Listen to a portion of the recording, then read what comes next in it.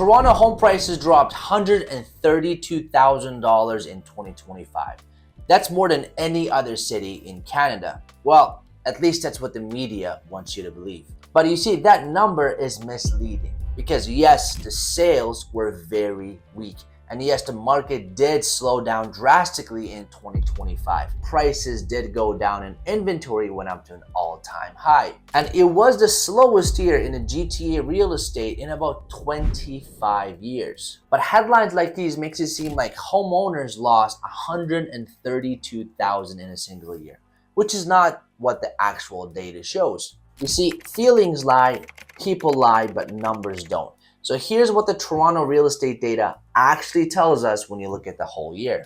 Hello everyone, welcome back to the channel. My name is Dilyar Murat. I'm a real estate broker here in the Greater Toronto area.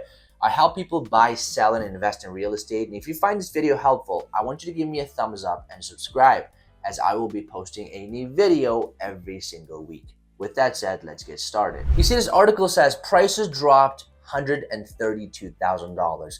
And this is when the headlines become dangerous, because this number did not come from the Toronto Real Estate Board.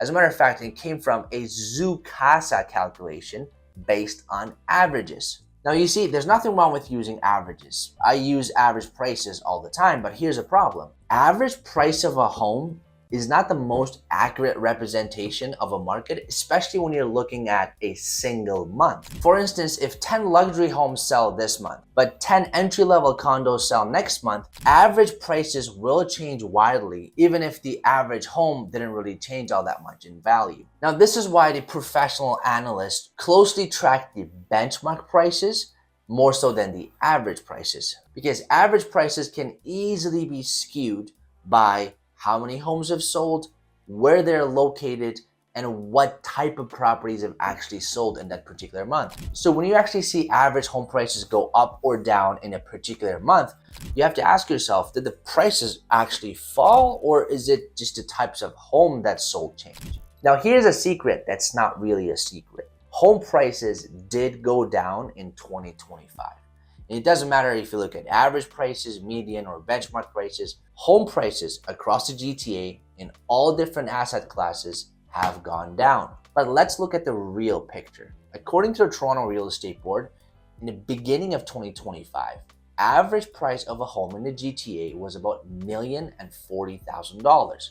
Now fast forward to December 2025, average price of a home in the GTA is just over $1 million. Now that's a drop of about $40,000. Now median prices in the GTA was $910,000 in the beginning of the year, and it went down to $850,000 at the end of the year. So that's a drop of about $60,000. Now it's safe to assume that home prices in the GTA have gone down anywhere from $40,000 to $60,000, or roughly 5%.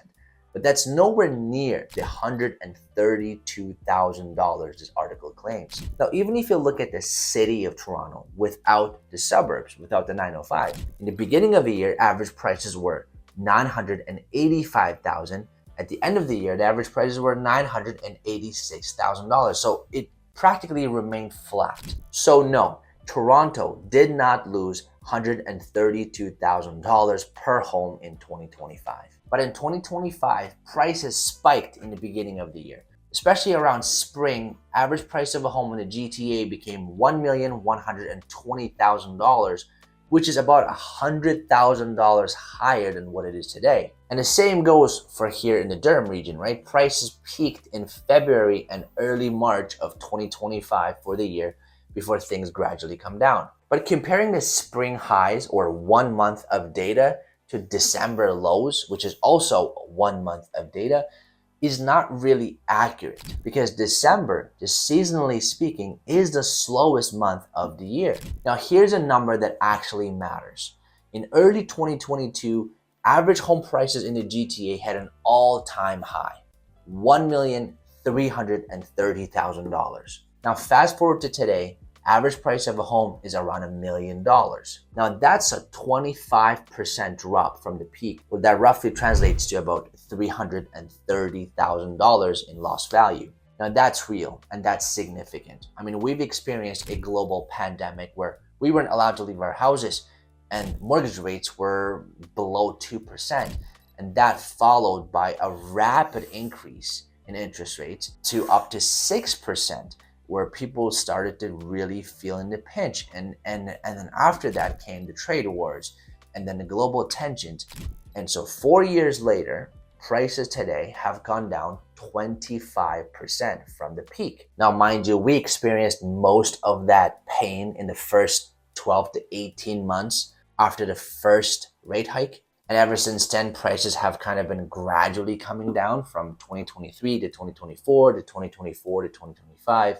And here we are in 2026, where analysts are expecting prices to drop again by another 4 to 5%. Now, the reason why I'm so passionate about providing the right information and data is because regardless of how bad this market gets, there will always be sellers and buyers. I mean, residential real estate is not business heavy, right? I mean, people move for various reasons, and a lot of them actually move for personal reasons. But if buyers and sellers don't have the right information, then they make bad decisions. With that said, thank you so much for watching, and until next time.